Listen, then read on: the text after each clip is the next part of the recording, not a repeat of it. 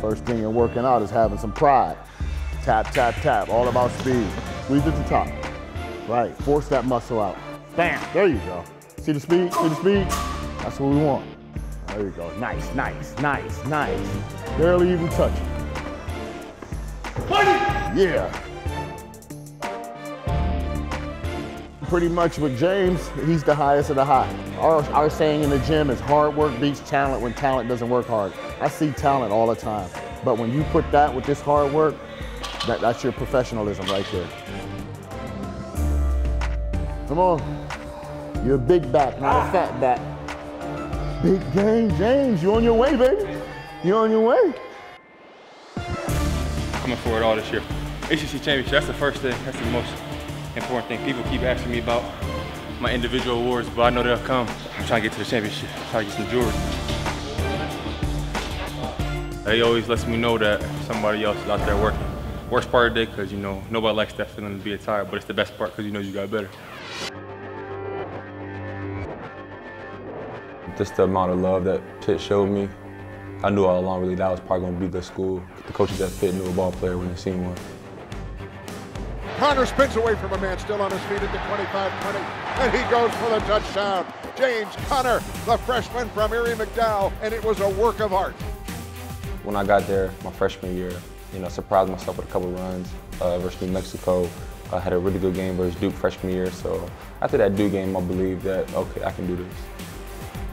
People want to see what you do when the lights come on. Those plays on the goal line for touchdowns, where I had to break a tackle, it was just big boy football. Pittsburgh discovers a big back. I mean, that old Steeler Jerome Bettis would be proud of this run. And so the bowl game, that was a great game, a hard-fought win for us. Connor now has broken Tony Dorsett's bowl record for rushing yardage. He's well up over 200. Breaking the record and getting the MVP trophy that my freshman year, I knew everybody was going to be wondering what I was going to do next. Connor breaks free, he gets to the goal line, and Connor scores a touchdown. Probably the first 4 or 5 games, I was surprising myself.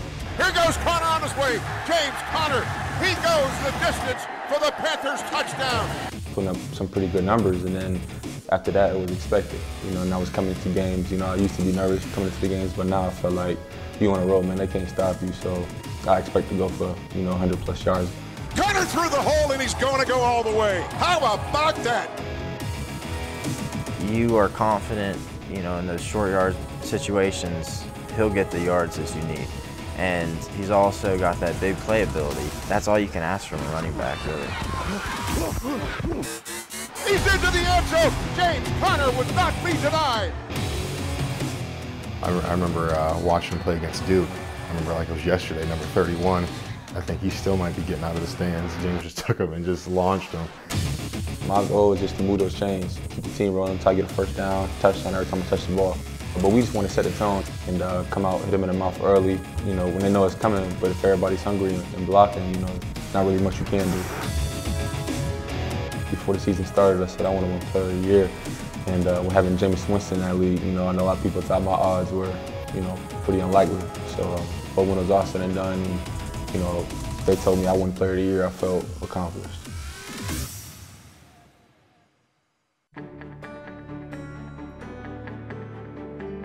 They mean everything, come back to where it all started. Erie is my roots, so it's always nice to come back. My brothers get all the credit. It wouldn't be half the man I am today if it wasn't for them.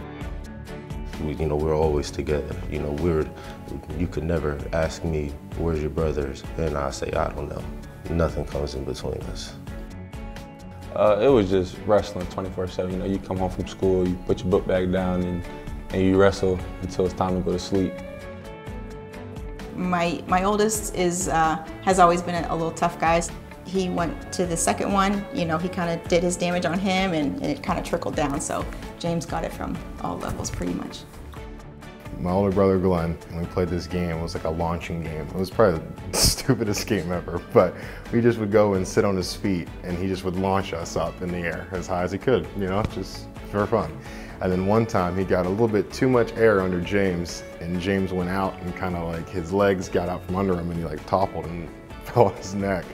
And our mom pulled up probably like 2 minutes after, and we're like, calm down, because he's, of course, he's crying, and you know.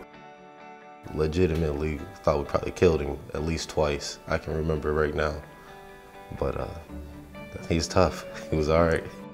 Like Malcolm in the Middle had nothing on us. You know, it was just mayhem every day until 5 o'clock when Mom got home. It'll toughen you up, you know, and that's exactly what it did for me, you know, translated right to the field. 1, 2, 3, Trojans! You know, after I graduated high school and moved out, I remember just coming home and seeing him, you know, he's just huge. When I was a junior, we actually had an All-American running back, a high school All-American, and you know, my brother would tell me, you got to get your name out there somehow, you know, if you want to continue playing at high school. And so we went to the defensive side of the ball. You're too little! Be way too little! Give us some of that! You know, his junior year, you really saw his natural raw ability. I want to say he broke the McDowell sack record in like half a season. Coming back my senior year, you know, with that running back leaving, I had to play running back, and which is what I wanted to do, really. I think he ran for like 1,800 yards and almost like 30 touchdowns on the year. So, and that was his first and only year actually starting at running back. Oh, he was incredible to watch, and just to be able to hand the ball off to him and watch him go, it was really up to him how many yards he wanted. James could put our entire team on his shoulder and carried us to greatness. And nobody in the world saw it except for Pitt. He had to live in those shadows. Then one day he emerged out of the shadow, and ultimately we end up with the ACC Player of the Year, and maybe even a bigger person off the field than on.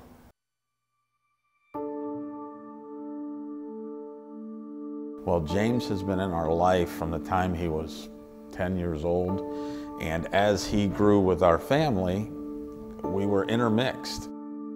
Very close with them, and it started, you know, with Sean really being, you know, just a friend from school, and you know, we coming together, him being my quarterback all through middle school, and so we're real close. His older brothers were like older brothers to my kids, and my kids are like siblings to James. He's like my big brother, I call him. Like, I can always turn to him whenever I need something. He knows he can always do the same with us, and that's exactly how our families are too. The true reality is that James's family has been there for us. It was James and Sean's senior season. I had already been diagnosed in kidney failure. And after, I believe it was the second game of their senior season, Megan got very, very ill. They put 2 and 2 together and understood that she had the same polycystic kidney failure that I have. I was in the hospital for about a month at Children's Hospital. He would come in on nights, like just with Sean, with my older brothers. They would all come in and visit me for a little bit. As a family, we love to go to our Presque Isle Beach, which every night the sunset's gorgeous. And it was one particular night, and one of the nurses pokes ahead and said, "Oh my, you're missing a gorgeous sunset." So I walked to the playroom at the end of the hall to watch the sunset. And as I turn and look over my shoulder, here comes Megan, and Sean holding her IV pole, and James carrying her. Carries her to the window, sits her down in a chair. They sit there until the sun went down, and he carried her back to her hospital bed.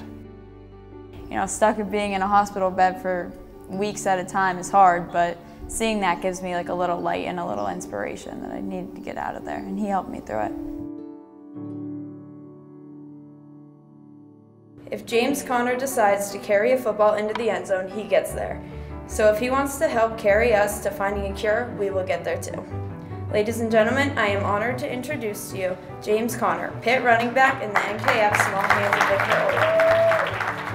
You know, with the Kidney Foundation doing that, you know, we're getting, you know, national attention to the Kidney Foundation, and so good things is coming out of it. I don't really feel like I deserve this award. If I was picking, I'd give the award to the ladies at the Kidney Foundation, especially all the doctors and nurses who keep the Gallaghers feeling well. I couldn't imagine playing football at Pitt without all the Gallaghers right by my side. As touching as it is that James is allowing his face to be the face for kidney disease, I'll be the first to tell you that James isn't comfortable here in front of your camera. He's not comfortable speaking to a group of boosters at a banquet, but you put him around kids, particularly kids that look up to him, and he lights up. We at Grandview Elementary School. We're gonna surprise my little buddy Roman. He comes to all the Pitt games in some unfortunate condition, had open heart surgery. He's one of my biggest fans, so I'm gonna come surprise him here at this school, and hopefully we shock him, get a good reaction out of him.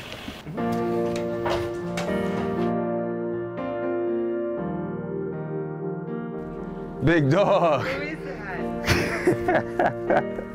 What's up, Rome? How you doing, man? Good. How's school going? And it really all started after the Little Caesars Pizza Bowl. And the bowl committee people came with a little boy.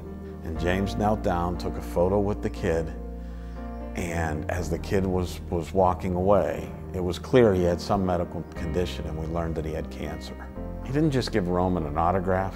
He turned to me after and he said, I want to go visit him at his school. I promised him we'd come see him in school. So we had the chance to keep that promise.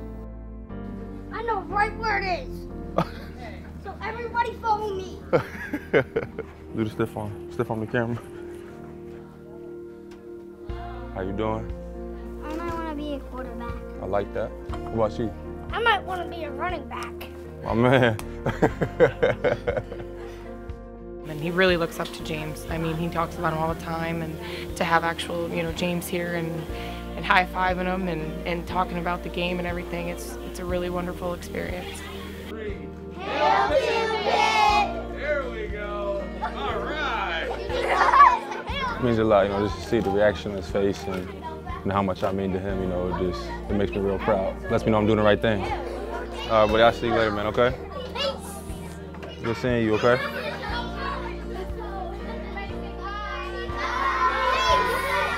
Peace.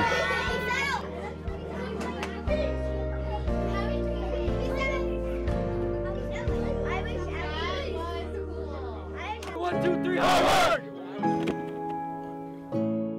It's cool, man, seeing these young guys work, knowing I was in their shoes at one time. I was in the same locker room as them. If James Conner never touched another football, his life has already been a success. Not based on ACC Player of the Year awards, but simply based on the fact that he has a heart of gold and that he puts the people in his life ahead of his own life. He's just so, disciplined, and I'm just so proud of his work ethic and how much effort he puts into it, and his commitment, and just in general, just everything about the whole deal has just been crazy. I'm so proud of him. He would never let anybody think that he's above anything, above anybody else, above you, above me. If he does get his head in the clouds a little bit, he's got his brothers, he's got my family. We're all gonna knock him right back down to size.